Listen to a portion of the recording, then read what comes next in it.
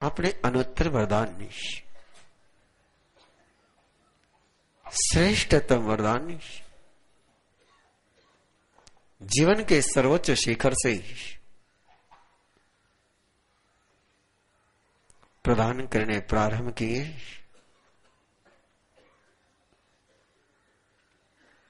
कैसे हो चलने की विधि? जीवन गति का नाम है। गति ही जीवन है।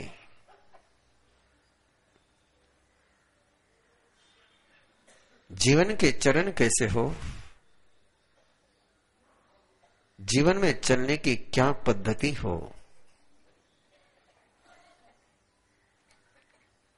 जैसे मनुष्य के 2 कदम है, वैसे ही जीवन के 2 चरण हैं, प्रवृत्ति और निवृत्ति। एक चरण से जीवन नहीं चलता, दोनों ही कदमों से चलने वाला साधक कैसे अपने प्रभु को मिलता है, कैसे वो प्रभु बनता है? शुभ में प्रवृत्ति, अशुभ से निवृत्ति, धर्म में गमन, अधर्म का विसर्जन, भक्ति में पराक्रम, आसक्ति में विरक्ति। इन 2 चरणों से कैसे चले, इसके वरदान पेज नंबर 127, 31वां अध्याय। इस आस्था और भक्ति के साथ कि परमात्मा ने जो वरदान हम पर बरसाए, वे वरदान हमारे जीवन में सिद्ध हो जाए, हमारे मन वचन काया में वो व्यक्त हो जाए। चरण विहिं पवखामि जीवसहु सुवावहं जम चरिता बहु जीवा तिन्ना संसार सागरं जम चरिता बहु जीवा तिन्ना संसार सागरं जम चरिता बहु जीवा एगवो वीरयिं कुजा एगवो यपवतनं असंजमे नियतिं च संजमे यपवतनं रागदोषे यदो पावकम् अपवतने जे भिक्खुरुम्बायिनि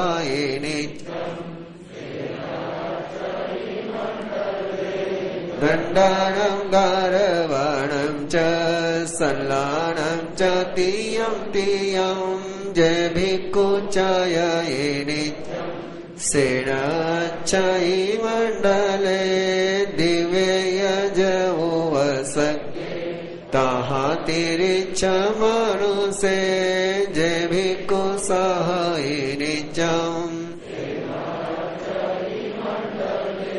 विगह कसाय सन्नानं झानानं च दूयं ता जे भिक्खु वज्जयिनि च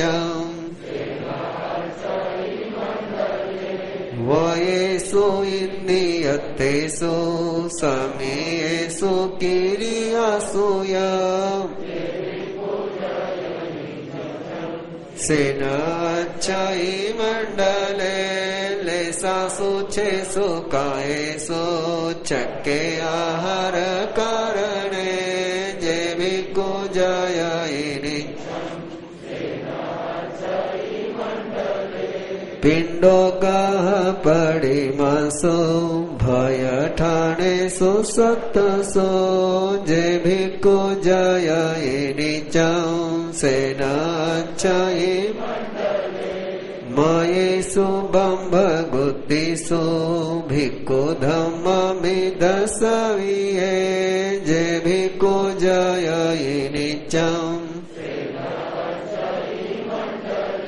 भुवसगणं पडिमासु भिक्खूनं पडिमासु जे भिक्खु जयि नित्यम्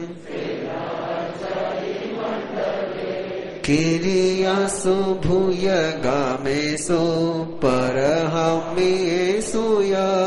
जे भिक्खु जयि नित्यम् कि सोलसेहिं तहा संजममिय जे भिक्खु जयि नित्यम् बम्भमीनाय जयनेषु ठानेषु असमायिये जे भिक्खु जयि नित्यम् सेनच्चै मण्डले एकविंशाय सबले बाविंशाय परिसये जे भिक्खु जयि नित्यम् सेनच्चै मण्डले तेविंशाय सूयगणेषु रुवाहिषु सुरेषु जे भिक्खु जयि नित्यम्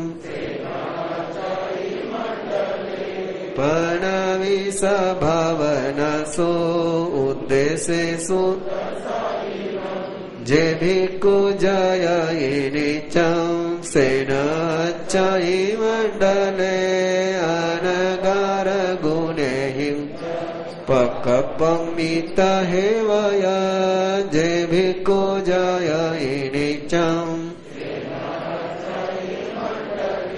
पावसूय प्रसंगेषु मोहठानेषु चेवय जे भिक्खु जयि नित्यम् सेनच्चै मण्डले सिद्धाय गुणयोगेषु तेतिसा सायनासु जे भिक्खु जयि नित्यम् येषु ठानेषु जे भिक्खु जयि सया क्षिपं से संसारा विपमुच्चै पंडिवो तिमिति चरण विनामम् 31वें अध्ययनम संपूर्णम। कैसे चले इस जीवन में जीवन की दो शक्तियों का उपयोग करते हुए कैसे अपने ही शक्तियों का नियोजन करना, एक को सपोर्ट करना और एक से अलग हो जाना, एक से लगाव एक से अलगाव, धर्म से लगाव हो जाए अधर्म से अलगाव हो जाए, जहां भी मर्यादा का उल्लंघन होता हो, अतिक्रमण होता हो, अतिक्रमण की संभावनाएं हो, वहां से निवृत्त हो जाना, वहां से रिटायर हो जाना, और जहां संयम आता हो, जहां स्वयं की शक्ति स्वयं को मंजिल की तरफ ले जाने में समर्थ बनती हो, ऐसे रास्ते पर स्पीड बढ़ाना। 5 शब्द है, रुंभई, चयई, सहई, वज्जई और जयई, कि किसका निरोध करना चाहिए, किसको उत्पन्न नहीं होने देना चाहिए, किसका प्रोडक्शन बंद करना चाहिए। राग और द्वेष का अपने अंदर में प्रोडक्शन न हो, तिरस्कार की भावना और सत्कार की भावना का जन्म न हो, वस्तु को लेकर के किसी प्रकार के रिएक्शन का अंतर में जन्म न हो, किन्हीं रिएक्शन में से पाप कर्म की प्रवृत्ति का जन्म होता है। राग दोषे यदो पावे पावक कर्म पवतने जे भिक्खु रुंभई नित्यम सेन अच्छय मंडले, जिसने अंतर के राग द्वेषों का जन्म रोक दिया उसके लिए दुख का संसार समाप्त हो जाता है। किसको छोड़ना चाहिए, किसको रोकना चाहिए? तो राग द्वेष को रोकना चाहिए। किसको छोड़ना चाहिए? क्योंकि दिवाली के दिन है और घर का कचरा बाहर निकाल रहे हैं, तो जीवन का भी कौन सा कचरा बाहर निकालना चाहिए? मन में, वचन में और काया में जो स्वयं को और दूसरे को दुख देने की आदत है, जो हैबिट लगी है हमको कि हम अपने ही मन से, अपने ही चिंतन से स्वयं को भी दुखी करते हैं और अपने ही मन से दूसरों को भी दुखी करते हैं। ऐसा सोचते हैं कि जिसके कारण से स्वयं का मन परेशान हो जाए, ऐसा ही दूसरों के लिए भी सोचते हैं और ऐसा सोचना ही मन के लिए दंड है। ऐसा बोलते हैं कि स्वयं का काम बिगड़ जाए, कभी ऐसा भी बोल जाते हैं कि दूसरे का काम बिगड़ जाए। यही वचन का दंड है। ऐसी क्रिया करते हैं, ऐसी प्रवृत्ति करते हैं कि जिससे अपना बनता हुआ काम बिगड़ जाए या दूसरे का बिगड़ जाए। जिससे बनता हुआ काम बिगड़ जाता है उसी को काया का दंड कहते हैं। इस प्रकार की जो अपने मन वचन काया में स्वयं को और दूसरे को पनिशमेंट देने की, दंड देने की प्रवृत्ति है, उसका त्याग करें। बाह्य पदार्थ को लेकर के जो अहंकार की भावना मन में जन्मती है उसका भी त्याग करें।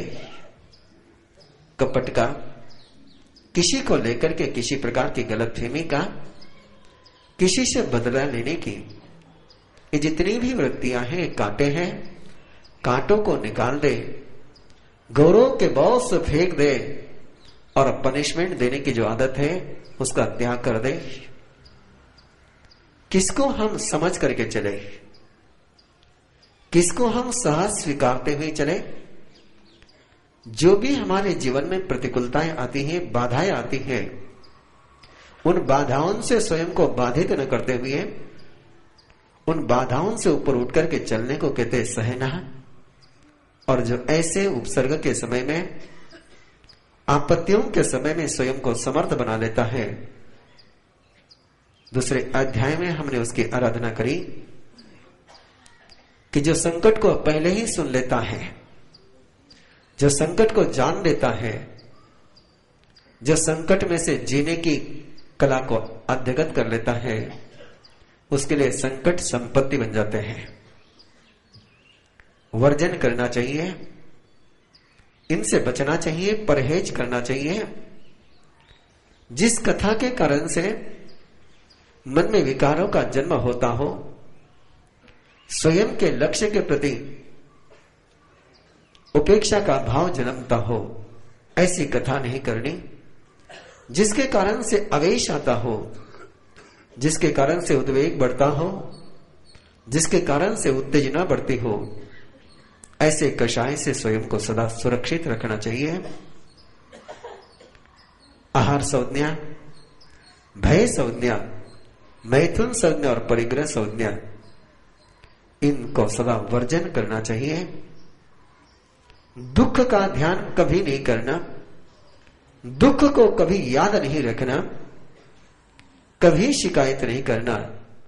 इसको अर्थ ध्यान और रोग ध्यान से मुक्ति कहते हैं।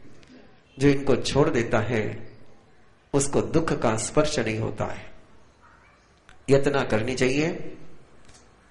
जो नियम लिए है, जो प्रतिज्ञा ली है, जो संकल्प लिया, जो मर्यादा ली है, जो भी जीवन शैली को, जिस भी जीवन शैली को स्वीकार किया है, उस जीवन शैली को जीते समय निरंतर यत्न का, निरंतर विवेक का, निरंतर जैना का ध्यान रखना चाहिए। हम जैन हैं और जैन की पहचान ही जैना से होती है। निर्वाण कल्याणक का अवसर कार्तिक वदी अमावस्या हमारे लिए परमात्मा प्रभु महावीर का निर्वाण कल्याणक है। परमात्मा के अनुत्तर समोशरण की आराधना करने का अवसर है। और ऐसे अवसर पर हमें जो जन्म से व्रत मिला हुआ है, प्रभु महावीर की भक्ति करने का जो व्रत हमें जन्मने के साथ मिला हुआ है, उसकी हमें यत्न करते हुए सभी को प्रभु महावीर की आराधना में जोड़ना चाहिए। किसी भी प्रकार का इस अवसर पर अपने घर में आतंक का, भयभीत का, त्रस्त जीवों को संत्रस्त करने का, आतिशबाजी का प्रयोग करना, ये अपने परमात्मा के दिए हुए व्रतों के साथ प्रताड़ना हो जाती है। जिस व्रत को हमने स्वीकार किया है, जिस अहिंसा, संयम और करुणा के धर्म को हमने स्वीकार किया है, जिस वात्सल्य और मैत्री भावना को हमने स्वीकार किया है, जिस जीवन शैली को हमने स्वीकार किया है, उस जीवन शैली में किसी भी प्रकार का स्फोट करना कि जिसके कारण से पंछी, प्राणी भयभीत हो जाए, वातावरण में प्रदूषण फैले, ऐसा करना ये अयतना है और ऐसा नहीं करना ये यतना है। निर्वाण कल्याणक के अवसर पर आप भी अपने घर को सजा सकते हैं, आप भी अपनी दुकान को सजा सकते हैं, लेकिन आपकी दुकान, आपकी फर्म, आपका घर सस्ते समय भी ऐसा लगना चाहिए कि आप निर्वाण कल्याणक का सजा रहे, नहीं कि दिवाली का सजा रहे हैं। समोशरण के चित्र जो आमंत्रण पत्र के रूप में भी, लेकिन उसमें एक मिस्टेक रह गई आमंत्रण पत्र में, वो समोशरण के साथ प्रवीण ऋषि का फोटो लग गया है, वो नहीं लगना चाहिए था। बिना मेरे फोटो का जो समोशरण का चित्र है, ये चित्र की झांकियां, ये समोशरण के दृश्य आप अपने घर आंगन में उत्साहपूर्वक, उल्लासपूर्वक लगा सकते हैं।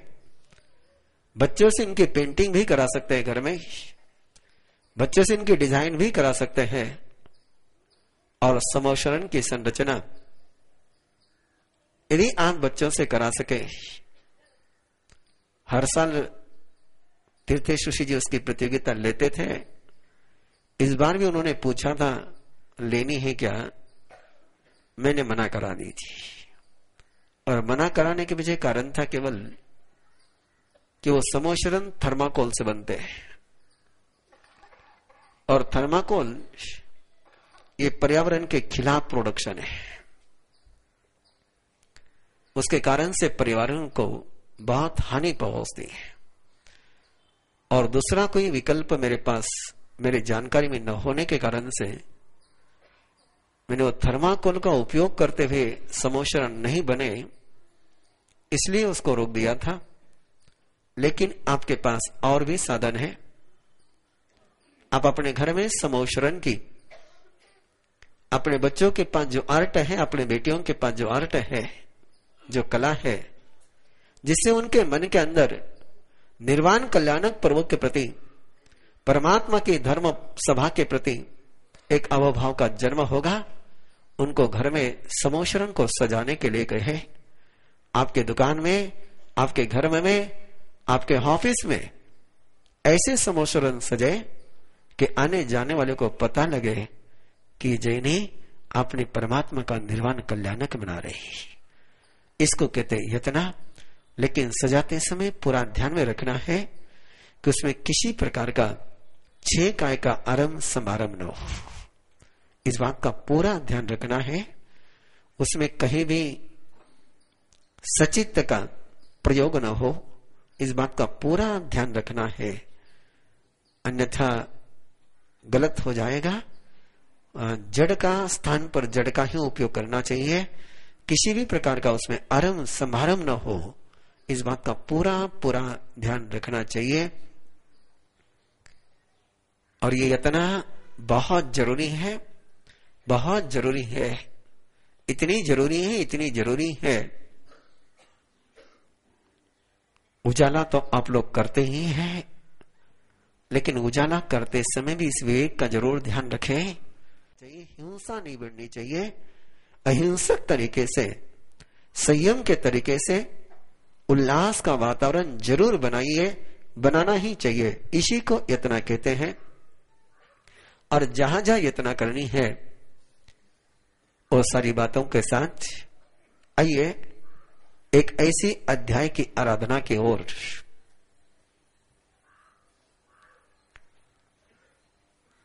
एक ऐसा अध्याय और एक ऐसा सिद्धांत जो बड़ा बहुत गजब का है। इतना गजब का है, इतना गजब का है, बहुत ही कम समय में साइंस इस सिद्धांत को स्वीकार करेगा। इस अध्याय में एक ऐसी बात गई है, बहुत गजब की बात गई है। आप रूप को देखते हैं, आप शब्दों को सुनते हैं, हम रस को लेते हैं, हम स्पर्श को लेते हैं, पांचों इंद्रियों के विषयों को हम ग्रहण करते हैं, मन के मनन के पुद्गलों को भी हम ग्रहण करते हैं। ऐसा तो सभी लोग कहते हैं कि इंद्रियां विषय को ग्रहण करती हैं, लेकिन जिस अध्याय की आराधना करने के लिए हम जा रहे हैं, उस अध्याय में परमात्मा प्रभु महावीर ने एक इतना वैज्ञानिक सिद्धांत दिया है कि जैसे इंद्रियां विषय को ग्रहण करती हैं, वैसे विषय भी इंद्रियों को ग्रहण करते हैं। जैसे शब्द को कान सुनते हैं, जैसे शब्द को कान आकर्षित करते हैं, वैसे ही शब्द भी कान को आकर्षित करते हैं। जैसे हम आंखों से रूप को ग्रहण करते हैं, वैसे ही रूप भी हमारी आंखों को ग्रहण करता है। जैसे इंद्रिय से, जिह्वा से हम रस को ग्रहण करते हैं, वैसे रस भी जुबान को ग्रहण करता है।